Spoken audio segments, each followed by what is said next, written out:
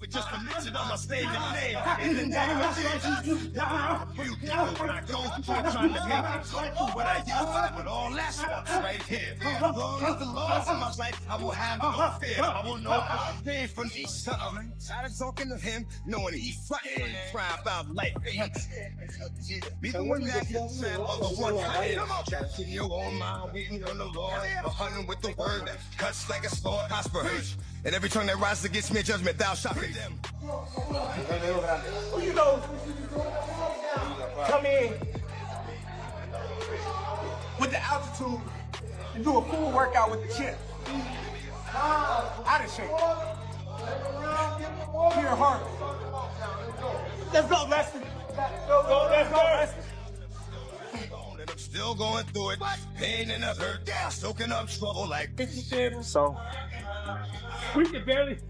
I ain't got nothing to do today. So I thought I'd come in here and work out for the first time since I fought. And guess what they got me doing? Well, I got myself doing. Sparring Lester. About to get in. Just 2 rounds. Stay tuned, baby. Listen. Got my ass in there. 2 rounds, got my ass kicked. That's very humbling. I ain't used to that. I gotta get back in shape. I can't just be going months and months and months, not doing nothing, and then think I'm young and I can get in here and spar the big dogs like that. I'll be back though. Stay tuned. I feel like he's a hater. I think he's a hater. I feel like, you know, Boots, a whole motion is built off of Terence Crawford. He should thank me, to be honest. You know, because if there was no Terence Crawford at this pinnacle, who would they be talking about? Who would they be comparing him with? You some names. I need to know, does easy work pop in your mind or a challenging fight? Xander.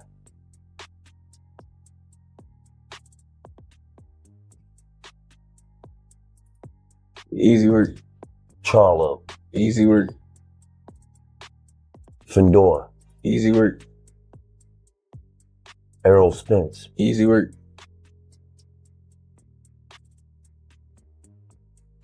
Devin Haney. Easy work.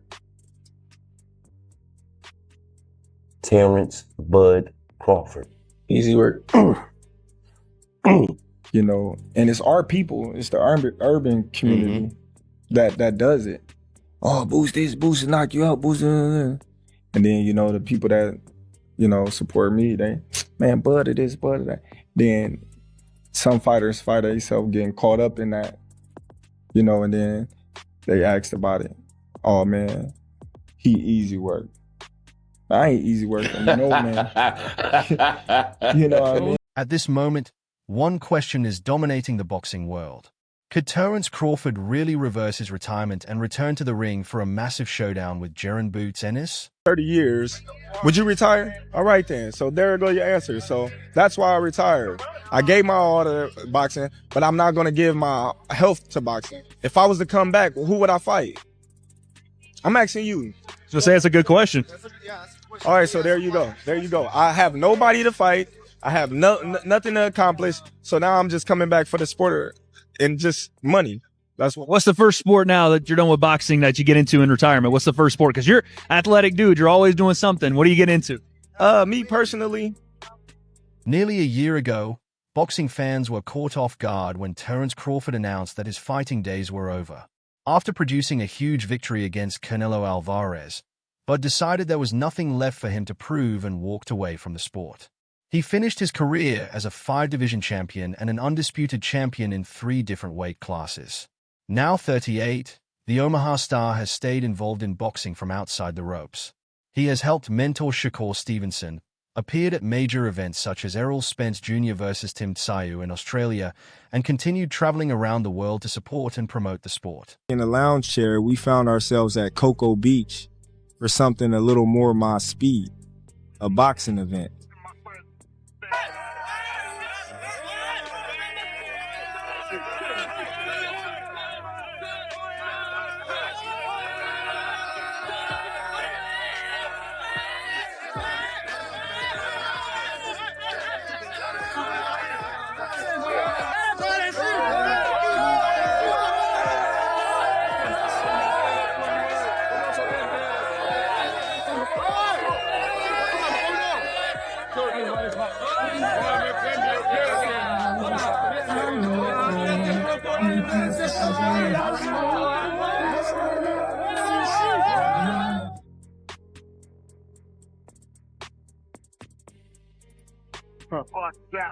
And Crawford's recent workout footage changed the conversation almost instantly.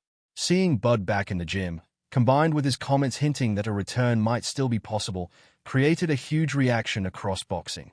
Analysts quickly began debating whether the former champion could make another run, with many believing the sport would benefit from having Crawford back. His presence could bring back some of the energy that disappeared after his retirement. Commentators, including Showbiz the Adult, have also reacted positively to the footage, showing plenty of excitement over the possibility of seeing the legendary fighter compete again. Come in with the altitude and do a full workout with the chin. Out of shape. Pure heart. Let's go, Leslie. Let's go, Leslie. And I'm still reigning with just a mention of my Savior's name. In the name of Jesus. What I go through and trying to make me go through what I used to with all that stuff right here. As long as the Lord's in my life, I will have no fear. I will know no name from the light that is dark. I will show no shame. You know, that's what we doing. I miss boxing. I've been traveling. I just want to be in my happy place, which is the boxing gym. Talk to him, Bernard. Talk to him, Bernard. You know what I'm saying? Talk to him, I'm Bernard. telling the truth, though. I narrate the shit, you know what I'm saying? I will be the narrator. Terence Crawford, man, the best in the world. Love to see him in the gym. Yes! Yes! Yeah, listen, bro, I swear to you, I did not know how badly we need a Terence Crawford. Crawford, get your ass back in the ring. Come on back, dog. You can't leave yet. You tried to pass the torch. Them brothers ain't pick it up and carry it anywhere. Hit the Tyson bell. But you gotta come back on home, gang. You gotta come back on home, Terence. Brother, we need you. All right, I'm not sure who you'll fight. Okay, but as long as you're... But not everyone is convinced that Crawford is preparing for an actual comeback. Some analysts believe the training clips could simply be a way to build anticipation without confirming anything. Blue Blood Sports TV, for instance, has questioned whether Bud has truly made a decision to fight again. The footage released so far does not prove that Crawford has committed to returning. Some critics have also pointed toward the roughness of his movements and questioned whether he is still at his absolute peak. The bigger concern is the opponent. JaronEnnis is active, constantly preparing, and coming off a victory over Alexander Zayas. Taking on someone like Boots after a long retirement could be a major gamble for Crawford. For now, some analysts want to see much more evidence from the gym before believing that an official comeback is actually coming. Hit me up, and they saying Terence Crawford looks washed. Terence Crawford looks like a shell of himself. Terence Crawford better not come back and fight the undefeated two-division champion, former unified lineal WBA, IBF, Ring Magazine welterweight champion, and now newly crowned unified WBO, WBA junior middleweight world champion, superstar boxer Jaron Boots Ennis, the Phenom as I refer to him as, who has 36 wins, no loss, no draw, 32 wins by way of knockout. And people are saying Terence Crawford looks old. Terence Crawford looks slow. He looks like a shell of himself. Well, Terence Crawford hasn't been training in the sport of boxing for a year now. Terence Crawford is 38 years old. So he has to get back in the saddle. Timing is not there, right? Rhythm is not there. You got to get back in the saddle. Don't take that and think that he's sweet or he's a lick or he ain't who he was when he fought Canelo last September. That's a mistake, right? He's been enjoying the fruits of his labor. He's been traveling the world, enjoying his kids. He's not in the mix. So his timing is off. But don't get it twisted. It's just like riding a bike. Give him 2 straight weeks of being in the gym consistently, daily.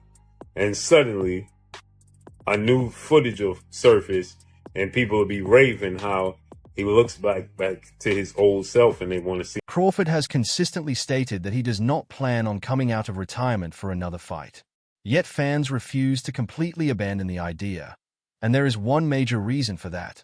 Many believe Bud still has unfinished business. Even after participating in some of the biggest fights of his career, Crawford has remained linked to JaronEnnis ever since Boots began moving toward the higher weight divisions. From that point forward, supporters have continued imagining what would happen if these two finally met inside the ring. Yeah. Budget man. Yeah. You know the fight niggas want to see, bro. What? Boots. You know niggas want to see Boots, bro. Bro, Terrence different, bro. I just know that man is different. That's what I'm saying. I never been in the ring with Boots. Yeah. And I'm not saying Boots ain't different or you know, not good at all. I think it would be a good fight, but I just think, you know, Terence, just like he said, man, he been battle tested before. Terence been through all the ups and downs in the ring. He's the Floyd Mayweather of this generation. Just the magnitude of this fight, maybe Terence. For a huge portion of the boxing audience, this is a fight they would immediately watch. Despite being 38, Crawford may still possess enough skill and experience to turn this into a major event. The styles make the matchup especially intriguing. Former champion Shawn Porter, who shared the ring with Crawford and has also had experience around Ennis in sparring, described the potential clash as a meeting between two elite competitors. Crawford's greatest strength has always been his ability to solve problems during a fight. He can spend the opening rounds studying an opponent, identifying patterns, and slowly taking away the weapons that make them effective. His style is patient, calculated, and dangerous. Boots brings a completely different kind of threat. He has tremendous physical strength, switches stances with ease, attacks from unexpected positions, and carries serious power in both hands. He does not simply look to outbox opponents. He wants to overwhelm them with pressure and athleticism. That creates the ultimate question. Can Ennis's physical aggression and explosive development break through the mind of one of boxing's smartest technicians? Would have been 100%. A plus versus A. That's A plus versus A. I like that. Terrence just a little too much and will catch him. Yeah. And buzz Boots. And I think that'll. I think Terrence stops him. It's such a special fight because you got two alpha males in the ring that are true alpha males. You know what I mean? I was an alpha male until I got in the ring with that dude. It just that dude it was like the more he wasn't allowing me to do he wasn't, and it was like, damn, okay, well then shit. You know? You had one of them in eights and the other in sparring. I don't know, cause that dude hit me with a right hand in the sparring, and I was like, I was like, yo, that was real. It's one of those things where Boots is good, but once you run in there with that, you're like, damn, I thought I was good. Shit, I gotta work on. Yeah, it's like shit, I gotta work on. If you compare it, that would be like if Shawn fought Floyd Mayweather. Oh, I thought I was good. I'd compare it to this: JaronEnnis, Terence Crawford. JaronEnnis is Tracy McGrady, Vince Carter. Terence Crawford's Kobe Bryant, Michael Jordan. There you go. Perfect. A plus A. And if you just look at the highlight reels, you might actually think Vince Carter is better. You might think Vince Carter is even better. Yeah, that's perfect. So just like that. He came in Since retiring, Crawford has also continued to test Ennis with words. After Boots delivered an impressive performance against Alexander Zayas, much of the boxing community was praising him. Bud, however, focused on what he believed were weaknesses in Ennis's performance.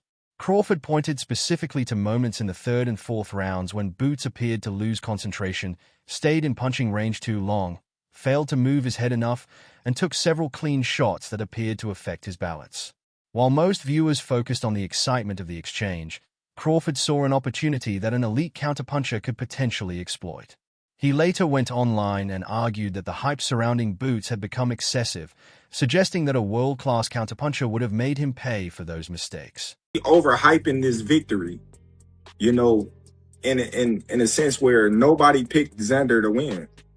Everybody was kind of like, okay, he's in over his head and it's a matter of time before Boots catch him and end the fight. I think it's going to be different when he goes up against a Fundora or a Virgil, because if one of those guys get him hurt like Xander did, I don't think it's going to be.